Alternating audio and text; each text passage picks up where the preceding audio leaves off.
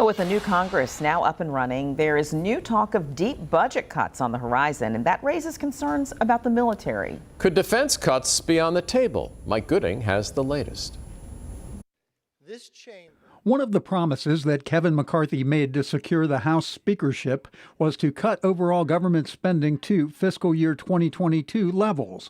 That would amount to a more than $100 billion reduction, and it conjures up the dreaded possibility of slashing the Department of Defense. Senate Armed Services Committee member Tim Kaine of Virginia said Wednesday he is very concerned about the possibility of new arbitrary defense cuts, but he said, "I don't see that getting a lot of traction in the Senate."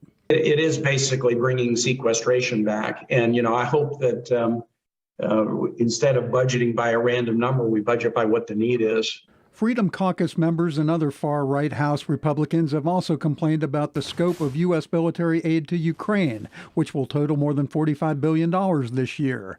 And McCarthy has said that his party will not write a blank check for Ukraine. Despite that, Kaine said there is strong bipartisan support in the Senate to support Ukraine.